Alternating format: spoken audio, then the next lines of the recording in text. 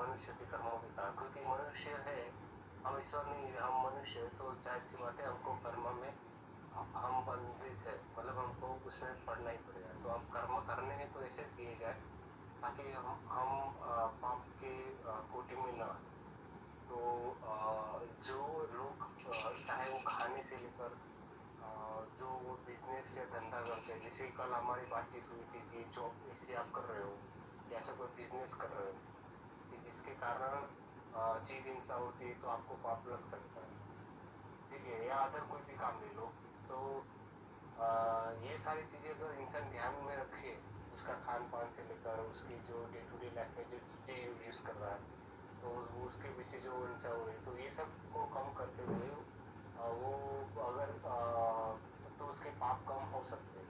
लेकिन आजकल लोगों को हम ये समझाने नहीं कि अरे तुम ये चाय पियोगे या मॉडर्न जो कॉस्मेटिक्स है ये यूज़ करोगे तो तुम्हें पाप लगेगा, क्योंकि इसके पीछे जीव हिंसा होती है। तो क्या फालतू की बात कर रहे हैं, वो इतना समझ नहीं पाएंगे। हालांकि मैं एविडेंस भी अगर उनको लगा दूँ कि इसके अंदर ये कंटेंट है, मान लो कि आप चाय पीते हो, उसमें जो गाय का खून है या अदर एनिमल्स का, उसका कलर के लिए यूज़ करते हैं, तो ये लोग कुछ हद तक हाँ हाँ करेंगे, फिर वापस चाय पीना है वो छोड़ेंगे। लेकिन अगर हम उसको एक पूरा साइकिल समझे कि देखो, अब यदि आप आज जितनी भी चीज़ यूज़ कर रहे हो उसमें जीवों की हिंसा हो रही है, तो जीवों की हिंसा के कारण इस कोटि के जीव कम होंगे पृथ्वी पे, तो इनका काम ये था। अगर ये प्राणी कम हो गए अर्थ पे, तो हम मनुष्य को या अर्थ को ये चीज़ नहीं मिलेगी फ्यूचर में, वो जो पूरा साइकिल है वो डिस्टर्ब हो जाएगा। तो अगर तो इसके कारण हमारे लाइफ में दुख आएंगे। जैसे कि अभी सब लोग ये मॉडर्न व्यवस्था में जी रहे हैं, ठीक है, न्यू जनरेशन बोलते हैं वो तो इसके में सब लाइफ स्टाइल लग्जरीज जीना चाहते हैं, सब वेस्टर्न कल्चर रखना चाहते हैं, तो उसमें कई सारे नुकसान है हमको, नेचर को, एनिमल्स को, बट लोग समझ नहीं पा रहे, जिसके कारण फिर अनावश्यक बारिश हो जाती है या बारिश ही नहीं होती, या कोई ये मतलब कोई ऐसी समस्या खड़ी रहती है। मानसिक रूप से और शारीरिक रूप से तो होती है, लोगों का आयुष्य घट रहा है, बीमार हो रहा है, शहर के लोगों को आप देख ही सकते हो। सिमिलरली फाइनेंशियली भी उनको इश्यू हुआ है, क्योंकि उन्होंने जो व्यवस्था थी वो तो छोड़ दी और ये नौकरी धंधे में लग गए, जो अभी चल रहा है। तो ये जो सारी परंपराएं थी, अभी जो विवाह परंपरा थी उसको छोड़ के ये कई सारे लिव इन रिलेशनशिप हो गया, लव मैरिज हो गया, तो ये सब सारी व्यवस्था अपनाने के कारण मनुष्य के जीवन में प्रॉब्लम्स आती है। तो ये ये इसी को ही पाप कहते हैं, मतलब कि ये आपको भुगतना पड़ता है। और कुछ आपने अगर ज़्यादातर आपका हो चुका है गलत काम की है, तो हो सकता है कि इस जन्म में वो पूरे ना हो, वो शायद आपको अगले जन्म में उसका हिसाब किताब पूरा करना हो सकता है। लेकिन इस चीज़ को मैं पाप से जोड़ना चाहता हूँ, मतलब कि ठीक पाप ठीक, माने यही, मतलब समझ गया मैं। कोई कारण का नेगेटिव रिजल्ट, ठीक है ना। हम्म। तो ये मैं समझना चाहता हूँ कि ऐसे ही और किस तरह से हम पाप को रिलेट कर सकते हैं इन सभी चीज़ों से, कि ठीक आप है ये ठीक गुनाह है। नहीं करोगे या ऐसे भोजन नहीं करोगे, ऐसे कपड़े नहीं, या ऐसी व्यवस्था नहीं अपनाओगे तो क्या। तो ये समझ जो गए। पूरा साइकिल है वो मैं समझना चाहता हूँ। और ठीक। इसकी शुरुआत में यहीं से करना चाहूँगी, पाप का शास्त्र में क्या अर्थ है, किस तरीके से पाप हो सकता है, और इसका प्रायश्चित तो आपने बताया था कल और आगे भी, और कोई नया हो और तो बताइएगा। तो ये ठीक। तो 3-4 मोटे मोटे सवाल थे, तो मैं ठीक है ठीक। देखिए, आपका प्रश्न है कि पाप क्या है, और यदि हम आज के युवाओं से या आज के समाज से ये कहें कि तुम ये गलत कार्य कर रहे हो तो ये पाप है, तो इस बात को मानने के लिए वो तैयार नहीं होता है, क्योंकि आज का जो युवा है, चाहे समाज है, वह विज्ञान पे भरोसा करता है कि जो प्रयोगात्मक रूप में दिखे, आँख से दिखे, वही सत्य है, जो आँख से न दिखे वो असत्य है। तो इस आज की जो प्रयोगात्मक, जो आज की जो विचारधारा है, वह विचारधारा लोगों के मस्तिष्क पे पूरा अपना छाप जमा चुकी है। इसीलिए जो है वह इस बात को मानने के लिए तैयार नहीं होते हैं। दूसरी आपने बात कहा कि पाप क्या है और पाप का तात्पर्य क्या है। तो अब हम चलते हैं, प्रारंभ ही पाप से करते हैं कि पाप है क्या। पाप का मतलब होता है अनिष्ट करना। आपके साथ कुछ अनिष्ट हो जाए, कुछ अच्छा ना हो, बुरा हो जाए, या हमेशा बुरा हो जाए, या आप कोई गलत कार्य कर देते हैं तो उस गलत कार्य के बदले जो आपको दंड मिलता है वह पाप है। ईश्वर के द्वारा यदि आपने किसी व्यक्ति को मारा है, जब यदि किसी व्यक्ति को, किसी निर्दोष प्राणी को यदि आपने मारा है तो यह पाप है। ठीक है, आपने कोई गली का कोई कुत्ता है और उसको आपने डंडे से मार मार करके उसके प्राण ले लिए, तो ये आपने पाप कर दिया, क्योंकि वह तो निर्दोष था ना। उसने आपके साथ कोई पाप नहीं, कोई भी आपके साथ ऐसा कार्य नहीं किया था जिससे आपका नुकसान हो, या आपको मारा भी नहीं था, और आपका मन हुआ और आपने उसको जो है मार मार करके प्राणी उसके ले लिए, तो ये पाप हो गया। अनिष्ट होना, आपके साथ गलत होना, आपके साथ जो है किसी कर्म का फल मिलना, है ना, तो ये पाप की श्रेणी में सब आता है। और दूसरी चीज़ है कि यदि हम किसी को ये बात कहते हैं, तीसरी चीज़, यदि हम किसी को ये बात कहते हैं कि आप जो है चाय मत पियो, आपने यही कहा ना कि चाय मत पियो क्योंकि चाय के नुकसान है, या झूठ मत बोलो क्योंकि झूठ बोलोगे तो इसके पाप भुगतने पड़ते हैं, इसका दंड ईश्वर देता है। यदि आप किसी व्यक्ति को इस तरह से कहते हो तो वह कभी नहीं मानेगा, क्योंकि उसके चित्त पे एक विचारधारा ये बनी हुई है कि पाप नाम की कोई चीज़ नहीं होती है। ये सब कहने की बातें होती हैं, कपोल कल्पित बातें हैं। ऐसे आजकल के पढ़े लिखे युवा और व्यक्ति कहते हैं, जो मैं काले शिक्षा से जो लोग पढ़े लिखे हैं वो ऐसा विचार रखते हैं, ऐसा भावना रखते हैं कि ये पापों कुछ नहीं होता है, जो होता है प्रत्यक्ष होता है, यानी कि चरवाक दर्शन को मानने वाले हैं। तो इस तरह की विचारधारा को आप जो इस समय धर्म का नाम लेकर के उनको बदलने की कोशिश करोगे, या पाप का नाम लेकर के बदलने की कोशिश करोगे, तो ये बहुत ऊंची चीज़ है, ये उनके समझ में नहीं आएगी ये बात। अभी वह ज्ञान के एकदम निचले स्तर पर हैं, और ये जो अध्यात्म है, जहाँ पे विज्ञान समाप्त होता है वहाँ से अध्यात्म प्रारंभ होता है। तो उनके कोटि की तो ये बातें नहीं है। ठीक है,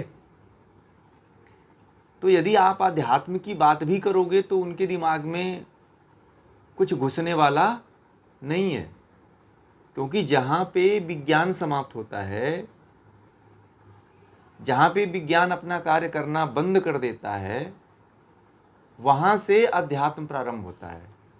तो अब ये बताइए आप कि क्या विज्ञान पढ़ने वाला जो विद्यार्थी है, क्या वह आध्यात्म की भाषा को समझ पाएगा? क्योंकि उससे परे है ना, परे है कि नहीं है? विज्ञान से परे अध्यात्म है। क्योंकि न्यूटन भी जो था, कहते हैं न्यूटन के पास जो है हमसे बहुत अधिक प्रतिशत में उसका तेज दिमाग था, परंतु जब वो भी विज्ञान के चरम स्तर पे पहुंचा तो एक दिन वह भी विज्ञान से ऊब गया, और विज्ञान से ऊबने के बाद जो है पुनः यह सोचने और विचारने पे मजबूर हो गया कि कोई ना कोई अदृश्य ऐसी शक्ति है जो कार्य कर रही है, और वह कौन सी ऐसी अदृश्य शक्ति है जो कार्य कर रही है, वह भी इसके रहस्य को जानने के लिए उतावला हो गया। तो वो भारत आदि का भ्रमण भी किया, भारत आदि के जो ग्रंथ हैं उनको भी पढ़ने की कोशिश किया, जानने की कोशिश किया। कहते हैं कि भगवत गीता को भी शायद उसने पढ़ने की कोशिश किया था। अब पता नहीं कितनी ये बात सही है, मैंने भी कहीं सुन रखा है, इसलिए मैं आपको ये बातें कह रहा हूँ।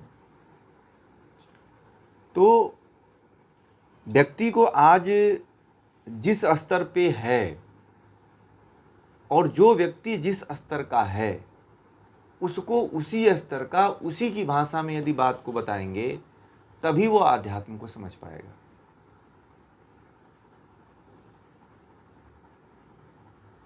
यदि आप उसे कहेंगे कि तुम्हारा जो है चाय पीने से लूज मोशन हो रहा है, मांसाहार कर रहे हो तो तुम्हारे शरीर में कैंसर के सेल डेवलप हो रहे हैं, तो वह इस चीज़ को, इस बात को वह नहीं मानेगा। वह यह कहेगा कि पूरी दुनिया मांसाहार कर रही है, ठीक है, तो यह बात मत कहिए, वहाँ पे धर्म की बात ही मत करिए कि मांसाहार करने से पाप होता है, ये इसको मत खाओ। आप उसको डायरेक्ट ये बात कहिए कि भाई तुम मांसाहार कर रहे हो, तो मांसाहार में क्या होता है कि ऐसे ऐसे वायरस होते हैं जो हमारे शरीर को नुकसान देते हैं। ऐसे ऐसे वायरस होते हैं जो जानवर होते हैं उनके शरीर को ही नुकसान देते हैं, क्योंकि उनका तो कोई इलाज करता नहीं। अब मुर्गा खाते हो, बकरी खाते हो, तो उनको कौन इलाज करता है बताओ? कोई करता है? कोई नहीं करता है, ना डॉक्टर करता है, ना कोई चिकित्सक आता है उनकी चिकित्सा करने।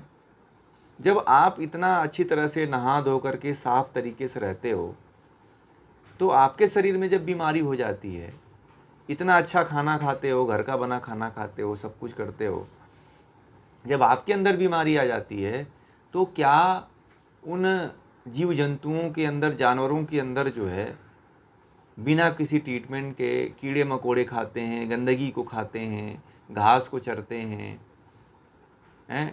तो क्या उनके अंदर ये बीमारियां नहीं आएंगी?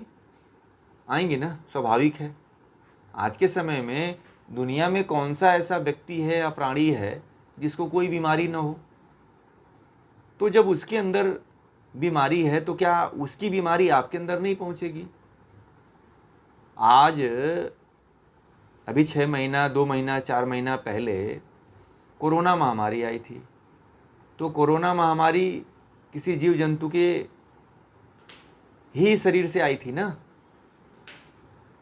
अब इसको तो विज्ञान मान रहा है ना कि चमगादड़ से आया था कोरोना वायरस।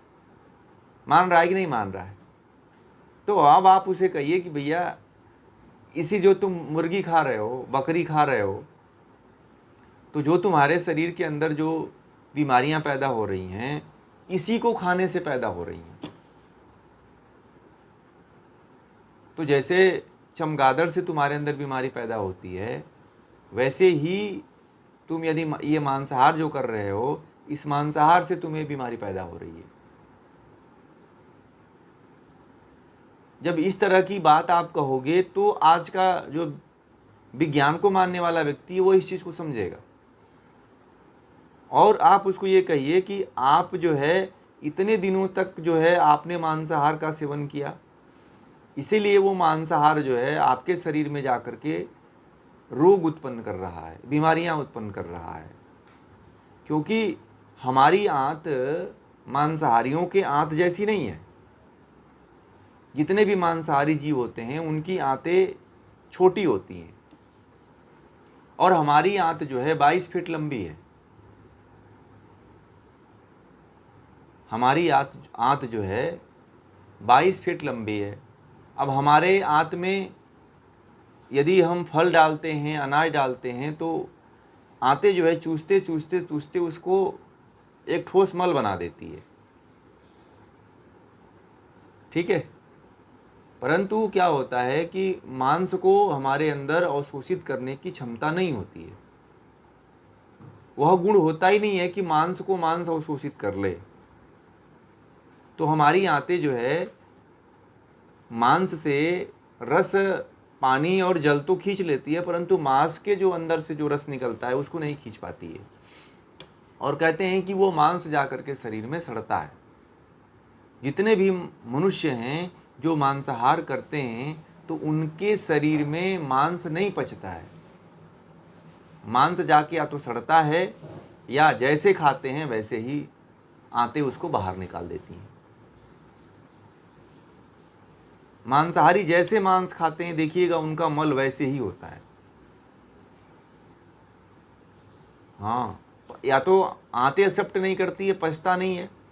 आप दाल चावल खाइएगा तो मल पूरा घुल जाता है और पीला निकलेगा या अलग तरह से निकलेगा।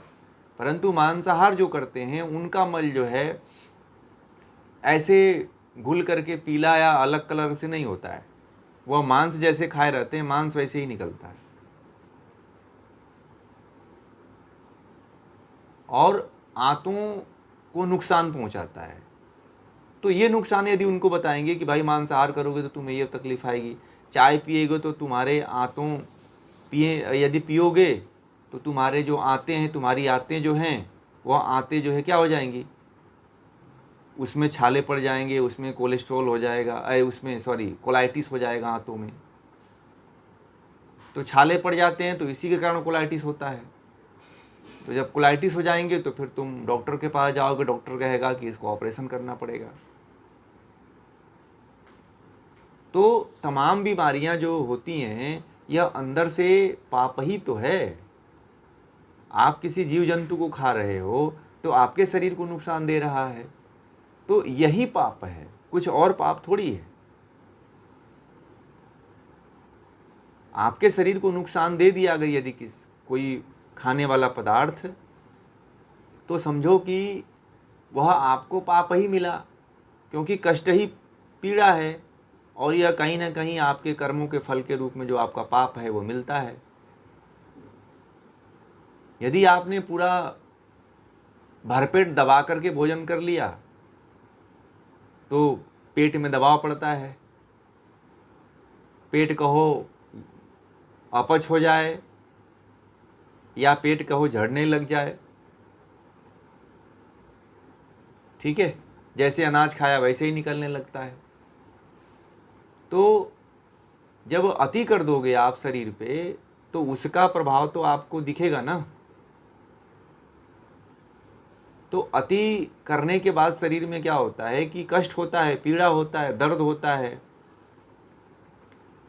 तो इसका फल आपको भुगतना पड़ता है, ये पाप के रूप में मिलता है। एक व्यक्ति था, उसने इतना भोजन किया था कि उसके आंतों में जो कहते हैं कि 35 किलो मल जमा हो गया था। 35 किलो। जब डॉक्टरों ने ऑपरेशन किया उसका तो कहते हैं कि उसकी आंतें इतना मोटी हो गई थी कि आंतों जैसे कि इतना मल उसके अंदर टाइट हो गया था कि मल एकदम सूख गया था, ठीक है। और डॉक्टरों ने उसके बारे में ये कहा कि जब उसके मल को काट करके निकाले, दबा करके निकाले, तो आंतें उसकी क्षतिग्रस्त हो गई थी, पूरा आंतें उसकी क्षतिग्रस्त हो गई थी और रस को चूसना उन्होंने बंद कर दिया था।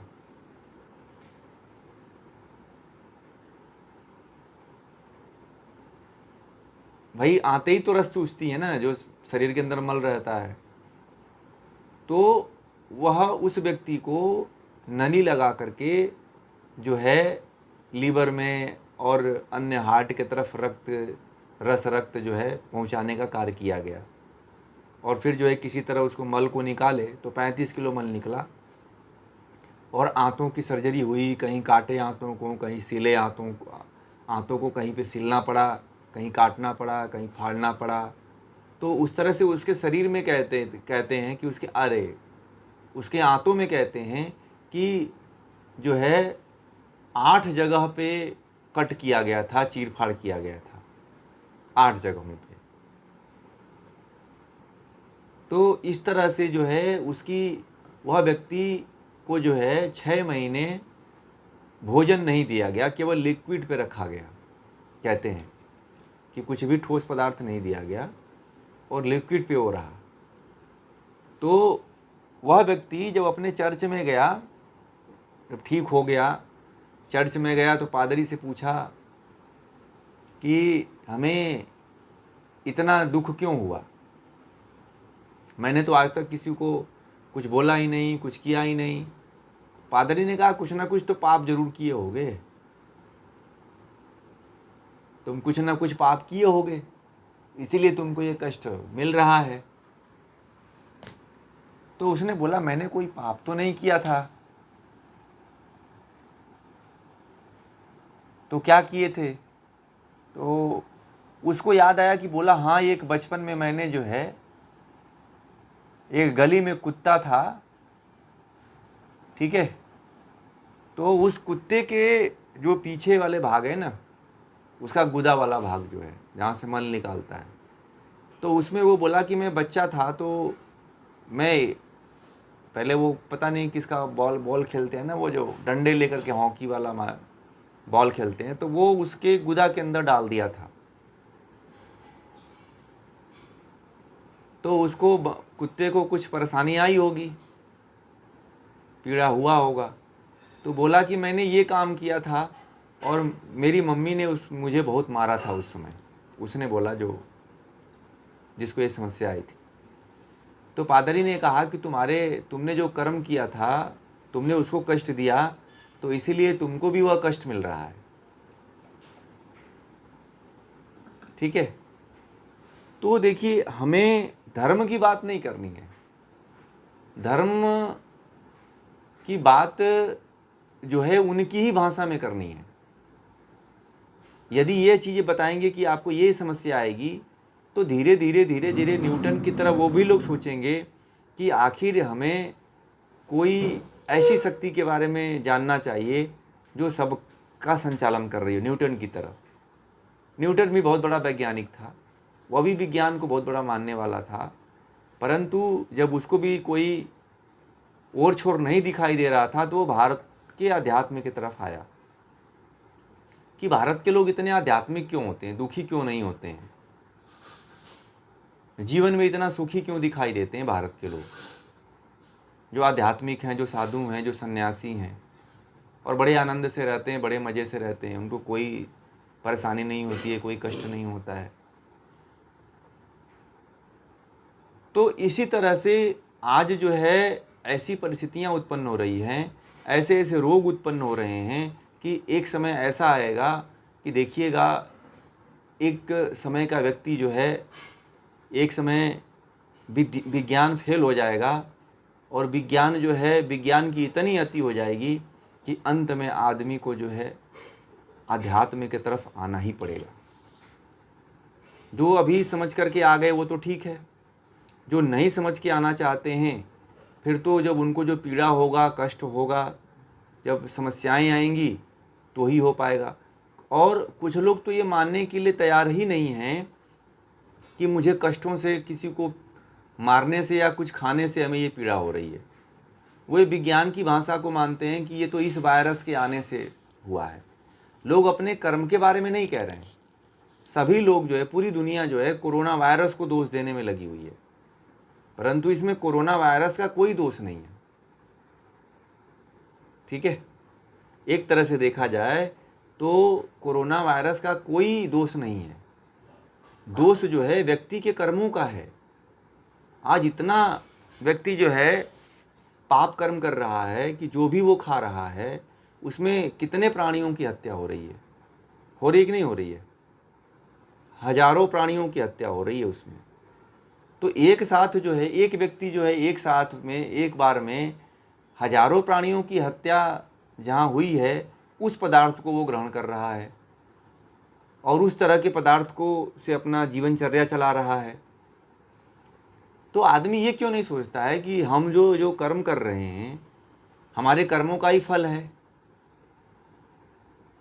ये जो लड़ाइयाँ हो रही हैं, मैं तो कभी कभी मेरे अंदर ये भी विचार आता है कि जो लोग कर्म करते हैं तो आप उनके कर्मों को नहीं देखते हो। जब व्यक्ति गलत कार्य करता है तो आपसे पूछने आता है क्या कि मैं गलत कार्य कर रहा हूँ? कोई पूछने आता है? नहीं आता है। जब वह दुख में होता है, पीड़ा में होता है, तब आपके पास आता है कि भैया बचा लो बचा लो बचा लो, हैं? परंतु यदि इसके वास्तविक मूल में जाया जाए तो कहीं न कहीं इसका जो मूल है वह व्यक्ति के कर्म होता है, व्यक्ति का कर्म होता है, और व्यक्ति अपने कर्म के कारण ही फल भोगता है। चाहे कुछ भी कर लीजिए, कोई भी व्यक्ति हो, अपने कर्मों के फल के कारण ही जो है चाहे मृत्यु पाता है चाहे जीवन को पाता है। कोरोना वायरस में जिन जिन लोगों ने अति कर दिया था, जिन लोगों ने मांसाहार आदि का सेवन सबसे अधिक करते थे, आप देखिए सबसे अधिक लोग वही मरे। भाई चलो महामारी थी, मानते हैं महामारी थी, या फिर कोई साजिश थी, जो भी मान लीजिए, परंतु जो लोग स्वस्थ थे, जो लोग शाकाहारी थे, आखिर उन लोगों के ऊपर क्यों नहीं इसका ज़्यादा प्रभाव पड़ा? वो लोग क्यों नहीं मरे? ये भी बात एक सोचने वाली है ना। मान लीजिए यदि सर्दी ही जुकाम था, यदि भय ही था, तो सबसे डरा हुआ व्यक्ति कौन था? जिसने पाप किया था। पाप करने वाला व्यक्ति सबसे अधिक डरता है, समझ रहे हैं? पाप करने वाला व्यक्ति सबसे अधिक डरा रहता है कि अरे मैंने पाप किया है, कहीं मेरी मृत्यु हो गई तो लेना का देना पड़ जाएगा। तो यह सारी चीज़ें होती हैं कि व्यक्ति के कर्म पे सब ये चीज़ें डिपेंड होती हैं। जो व्यक्ति जैसा कर्म करता है उसको उसी तरह का फल मिलता है, चाहे कोई कितना भी प्रयास कर ले। और आप जो है जब आप किसी लोगों के बीच में जाते हैं तो उनकी समस्या पे बात करिए, क्योंकि अभी व्यक्ति समस्या से उठा ही नहीं है। आध्यात्म की बात करेंगे तो आध्यात्म की बात सुनने के लिए बिरले एक आध लोग, 100 में से 1-2 लोग खड़े होते हैं। मेरे पास जो है फेसबुक पे 5000 से ऊपर फ्रेंड हैं, 2-2 ग्रुप हैं, 5-6 ग्रुप हैं, उसमें जो है हजारों लोग हैं। 5000 से ऊपर 2-2 ग्रुप हैं, उसमें 5-10 हज़ार लोग हैं, परंतु उसमें से जुड़ने वालों में मात्र 2-4 लोग हैं जो आध्यात्म के तरफ आना चाहते हैं और आध्यात्म को समझना चाहते हैं। सबसे बड़ी बात तो अपनी समस्या, देखिए कोई भी यदि व्यक्ति है तो वह अपनी समस्या को लेकर के ही आपसे जुड़ेगा। यदि आप उसकी समस्या यदि हल नहीं कराते हो, यदि आप उसे ज्ञान के